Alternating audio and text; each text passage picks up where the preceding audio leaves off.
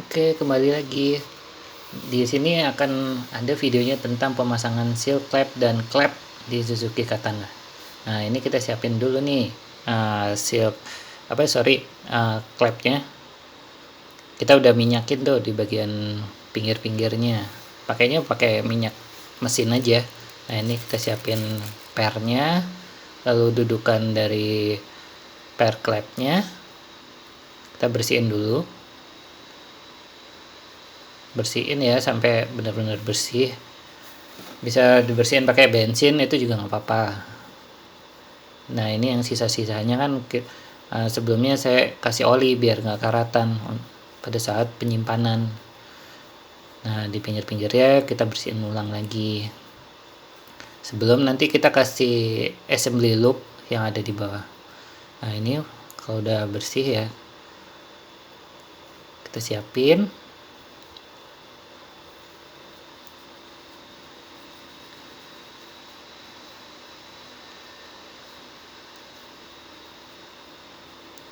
Ini saya coba untuk bersihin ulang berkali-kali sih biar yakin. Jadi dia pas duduk, ini kan dia duduk di bagian cylinder head, jadi dia benar-benar harus rapi dan bersih. Nah, ini assembly loopnya saya pakai Blu-ray. Nah, kita olesin tuh di bagian bawahnya. Jadi posisi dari dudukan ini dia nggak metal to metal, artinya dia nggak langsung bergesekan sama cylinder headnya. Jadi kita lapis itu pakai assembly loop, lalu kita taruh di bagian bawahnya, ini dudukannya, sampai dia benar-benar rata menempel pada cylinder head. Lalu kita siapin seal clamp-nya. Ini kalau bisa beli yang original ya, jadi lebih awet. Nah, belinya di toko-toko yang terpercaya deh. Nah, ini seal clamp-nya. Pinggirannya itu dia berupa logam, lalu bawahnya itu kita kasih lubrikasi, kasih oli mesin. Ini pakai 10W40. Ini supaya nanti pas kita masukin klepnya itu dia langsung masuk tanpa bergesekan dengan klepnya. Lalu kita pakai kunci soket 10 atau 12 ya. Kalau nggak salah 10 ini. Kita pukul di bagian pinggir seal clamp-nya. Tuh, pakai kunci soket aja. Jadi yang bebannya itu mukul pada pinggiran seal clamp-nya. Ini bisa dilihat ya. Itu kan bolong. Nah, ini dia duduk di pinggirannya. Kita pukul pelan aja pakai palu karet ini misalnya yang saya pakai. Ini biasanya palu untuk perabotan itu ada. Nah, kita pakai itu. Nah, kalau udah duduk rata, lalu kita masukkan klepnya itu dari bawah. Itu yang tadi udah diolesin sama oli ya, jangan lupa oli 10W40, oli mesin. Kalau kurang bisa ditambahin dulu tuh, terutama di bagian ujung-ujungnya itu kan yang penting, jadi dia nggak ngerusak dari seal clamp-nya.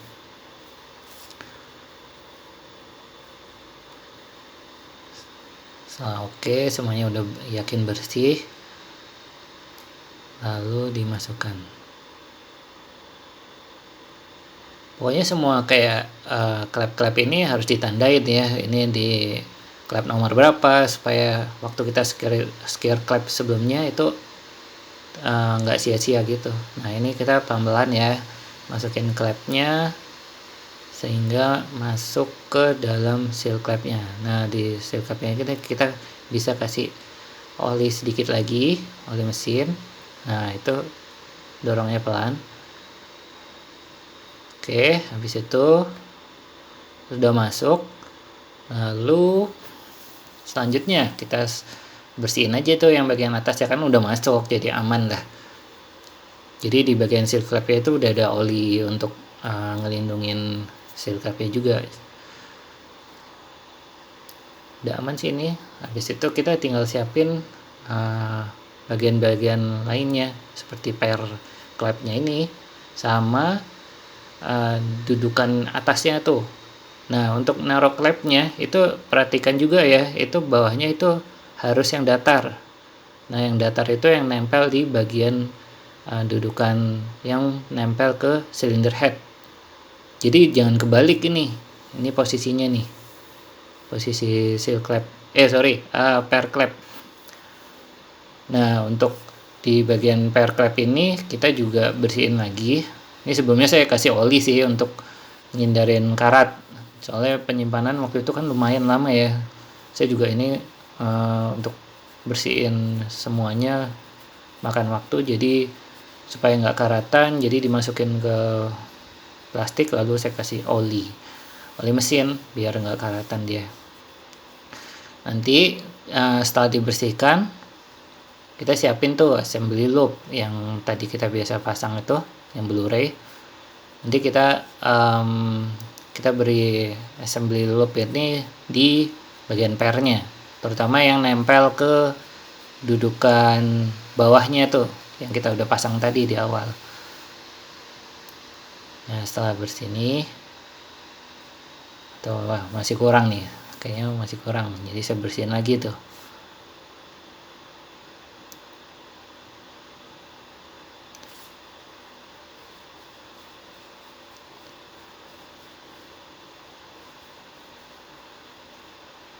Di bagian ini sih emang kritikal, jadi emang butuh waktu lah untuk memasang ini.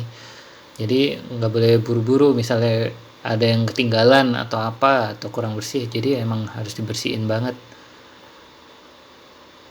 sampai yakin benar-benar semuanya bersih. Nah, ini kita bersihin bagian atasnya tuh yang nahan ke cincin klepnya. Nanti saya tunjukin tuh cincinnya kayak gimana. Ini kita bersihin lagi.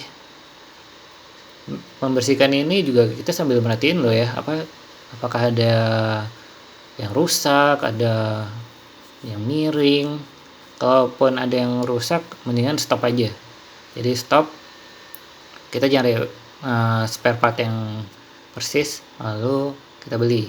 Jangan langsung dipasang aja loh ya, soalnya ini kecepatan tinggi tuh ntar di bagian ini kan pasti naik turunnya dalam posisi kecepatan tinggi. Nah, itu kita siapin juga tuh kukunya. Kuku ini yang megang klep itu dan pair klep ini ke bagian atasnya tuh. Nanti saya tunjukin cara masangnya tuh. Ini saya bersihin berkali-kali supaya dia benar-benar bersih, soalnya menempel pada klepnya. Nah, sudah aman ya. Habis itu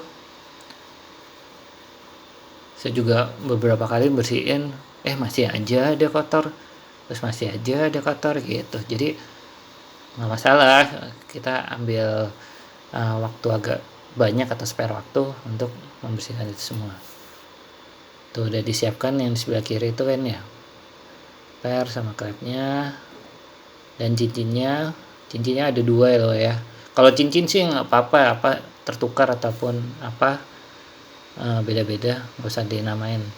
Pair klep juga nggak apa-apa, yang penting posisi pemasangan pair klepnya. Nah, ini kan udah dikasih assembly loop tadi, kayak posisinya udah lumayan, udah yakin. Ini saya kasih beberapa assembly loop supaya nggak karatan, soalnya assembly loop itu ngelindungi logam itu, jangan sampai karatan gitu. Setelah posisinya udah, terus siapkan mangkok atasnya itu, kita kasih assembly loop di bagian atasnya, terutama yang nempel dengan atasnya. Udah dioles cukup lah beberapa, bisa taruh udah di kira-kira.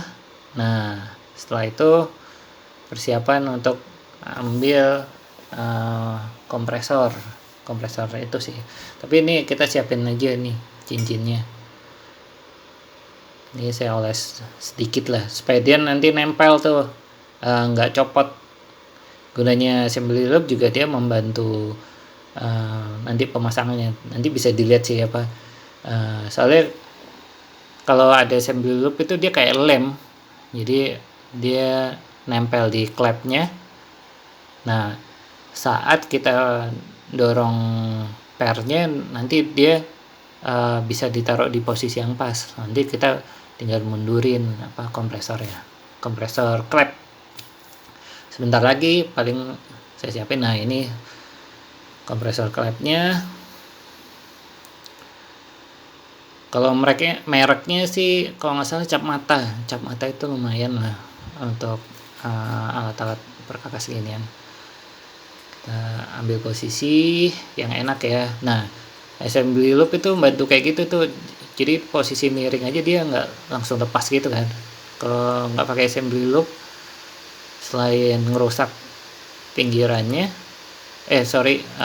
bisa nambah gesekan, juga nanti gampang lepas tuh. Kalau ini kan dia ada assembly loop, terus dia langsung nempel gitu, kayak ada gelnya istilahnya. Nah, itu kita ini diputar ke kanan. Sorry ketutupan tangan nih, tapi yang penting posisinya udah pas, lalu diputar ke kanan di bagian bawahnya ya, yang kompresor kanannya itu kayak skrup, jadi diputar ke kanan untuk menekan. Setelah itu dimasukin cincinnya itu dia yang megang klepnya itu. Tuh, ambil 2, hati-hati. Tuh kan dia ada assembly loop, itu enak, dia langsung nempel gitu, nggak geser-geser. Nah, setelah udah ditempel, udah yakin ya, tapi dipastikan juga, habis itu diputar pelan-pelan ke kiri sambil diperhatiin ya.